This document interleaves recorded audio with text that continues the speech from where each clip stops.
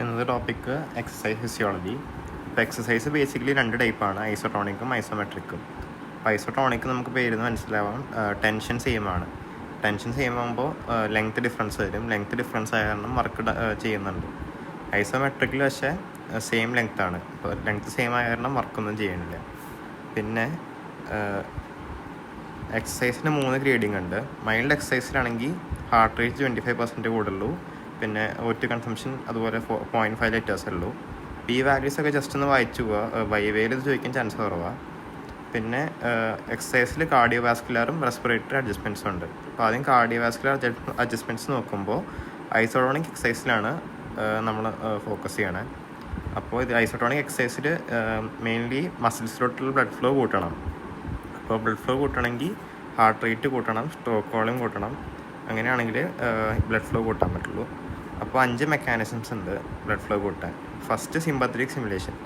നമ്മൾ എക്സസൈസ് ചെയ്യണ മുമ്പ് തന്നെ സൈക്കിക് സ്റ്റിമുലേ കാരണം VMC അതായത് വാസോമോട്ടർ സെൻറ്റർ ആക്ടിവേറ്റ് ചെയ്ത് നമ്മുടെ ഹാർട്ട് റേറ്റ് കൂട്ടണം.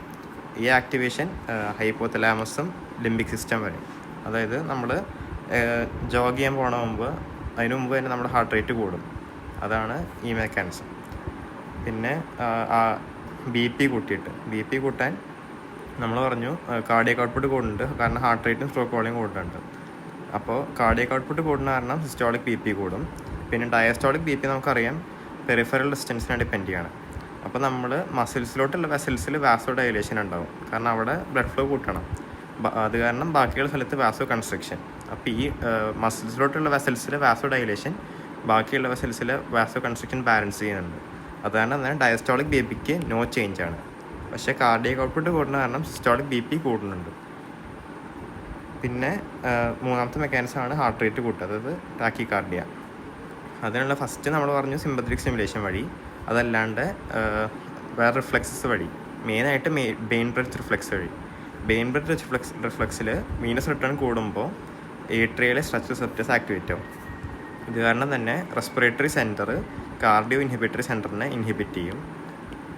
ഈ ഇൻഹിബിറ്റിങ് കാരണം cardio inhibitory centre normally heart rate decrease ചെയ്യാണ് ചെയ്യുക. അപ്പോൾ ഈ സെൻറ്ററിനെ ഇൻഹിബിറ്റ് ചെയ്യുമ്പോൾ ഹാർട്ട് റേറ്റ് കൂടും. SIനോട് സ്റ്റിമുലേറ്റ് ചെയ്യണം. പിന്നെ അവസാനത്തെ കാർഡിയക് ഔട്ട്പുട്ട് കൂട്ടണം. അത് ഓരോ ആൾക്കാരനുസരിച്ച് മാറും. അത്ലറ്റ്സ് ആണെങ്കിൽ, നോർമൽ പീപ്പിൾ ആണെങ്കിൽ ഹാർട്ട് റേറ്റ് കൂട്ടും. ഹാർട്ട് റേറ്റ് കൂട്ടിയിട്ടാണ് കാർഡിയക് ഔട്ട്പുട്ട് കൂട്ടുന്നത്. നമുക്കറിയാം cardiac output heart rate into stroke വോളിയാണ്. അപ്പോൾ നോർമൽ പീപ്പിളിൽ ഹാർട്ട് റേറ്റ് കൂട്ടിയിട്ടാണ് കാർഡിയക് ഔട്ട്പുട്ട് കൂട്ടണേ. അത്ലറ്റ്സിൽ സ്ട്രോക്ക് വോളിയം കൂട്ടിയിട്ടാണ് കാർഡിയക് ഔട്ട്പുട്ട് കൂടുന്നത്. ഈ സ്ട്രോക്ക് വോളിയം കൂടുന്നത് മെയിൻലി അത്ലറ്റ്സിൽ വെൻട്രിക്കുലർ മസിൽ മാസ് കൂടുതലാണ്, വീനസ് റിട്ടേണും കൂടുതലാണ്. അത് കാരണം തന്നെ സ്ട്രോക്ക് വോളിയം കൂടും. ഇതാണ് വൈവേര് ചോദിക്കാൻ സാധ്യതയുള്ള ക്വസ്റ്റ്യൻ. അത്ലറ്റ്സിൽ എങ്ങനെയാണ് കാർഡിയക് ഔട്ട്പുട്ട് കൂട്ടണേ? അപ്പോൾ നമ്മൾ പറയണം സ്ട്രോക്ക് വോളിയം കൂട്ടിയിട്ടാണ്. പിന്നെ വേറെ ചെറിയ ഫാക്ടേഴ്സ്, ലോക്കൽ ഫാക്ടേഴ്സ്, നമ്മൾ മെറ്റബോളൈറ്റ്സ്, ലാക്റ്റിക് ആസിഡ്, K+, അതുപോലത്തെ മെറ്റബോളൈറ്റ്സ് അക്യുമുലേറ്റ് ചെയ്യും. പിന്നെ മസിൽസിലോട്ട് നമുക്ക് കൂടുതൽ ബ്ലഡ് എത്തിക്കണം, അതാണ് റീഡിസ്ട്രിബ്യൂഷൻ ഓഫ് ബ്ലഡ്. അപ്പോൾ ബാക്കിയുള്ള വെസൽസിൽ വാസോ കൺസ്ട്രക്ഷൻ. പിന്നെ ബ്രെയിൻ, ഹാർട്ട്, മസിൽ. കാരണം ബ്രെയിൻ, ഹാർട്ട് എപ്പോഴും നമ്മൾ ബ്ലഡ് എത്തിക്കണം അവിടെ. അതുകൊണ്ട് മസിലിലും കൂടെ ബ്ലഡ് എടുക്കാൻ വാസോ ഡയലേഷൻ ചെയ്യണം. അപ്പോൾ ഈ ഓർഗൻസിൽ മാത്രം വാസോ ഡയലേഷൻ, ബാക്കിയുള്ള സ്ഥലത്ത് വാസോ കൺസ്ട്രക്ഷൻ. അങ്ങനെ നമ്മൾ കൂടുതൽ ബ്ലഡ് മസിൽസിലോട്ട് എത്തിക്കണം. ഇനി നമ്മൾ റെസ്പിറേറ്ററി ചേഞ്ചസിലോട്ട് വരുമ്പോൾ മെയിനായിട്ട് വെന്റിലേഷൻ കൂട്ടണം. വെന്റിലേഷൻ കൂട്ടുമ്പോൾ വെന്റിലേഷൻ്റെ റേറ്റും വെന്റിലേഷൻ്റെ ഡെപ്തും കൂട്ടുന്നുണ്ട്. റേറ്റ് കൂട്ടുകയാണെങ്കിൽ up to 40 times per minute ആണ്. നോർമലി നമ്മൾ 15 per minute അല്ലേ, അപ്പോൾ 40 times വരെ കൂടും. ഡെപ്ത് കൂട്ടണമെങ്കിൽ 80 to 100 liters per minute വരെ എക്സ്ചേഞ്ച് ചെയ്യാം ഗ്യാസസ്. അപ്പോൾ വെന്റിലേഷൻ കൂട്ടുന്ന സീക്വൻസ് ഉണ്ട്. ആദ്യം അബ്രപ്റ്റ്ലി ഇൻക്രീസ് ചെയ്യും ന്യൂറൽ മെക്കാനിസം വഴി, പിന്നെ ഒരു പോസ് ഉണ്ടാവും, പിന്നെ വീണ്ടും ഇൻക്രീസ് ചെയ്യും കെമിക്കൽ മെക്കാനിസം വഴി.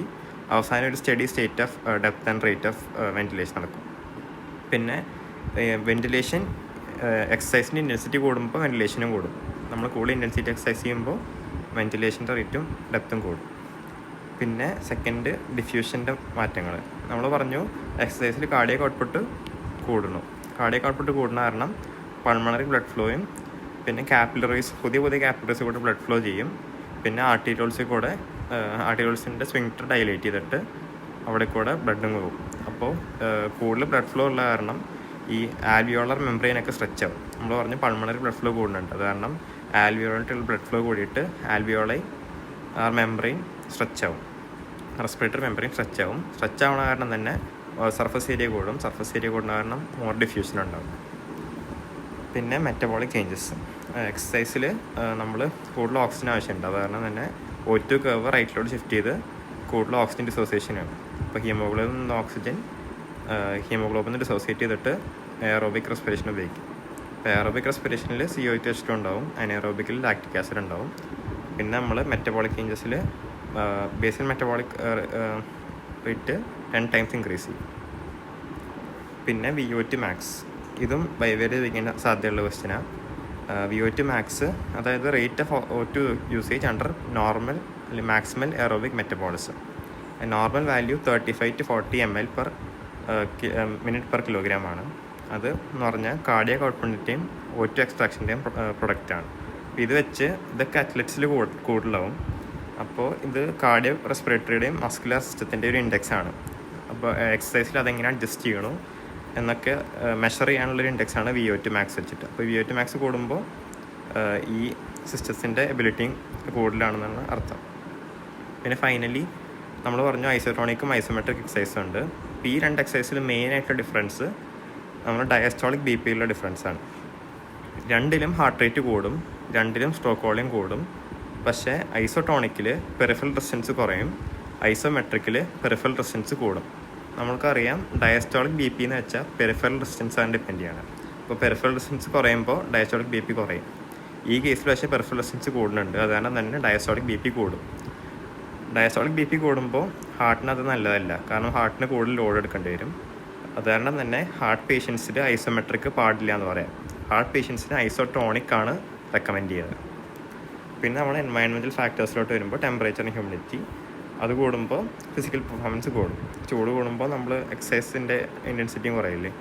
പിന്നെ അതല്ലാണ്ട് ബോഡി ടെമ്പറേച്ചർ കൂടുമ്പോൾ ക്യൂട്ടേനിയസ് വാസോഡൈലേഷൻ വഴി ബോഡി ടെമ്പറേച്ചർ കൂടും.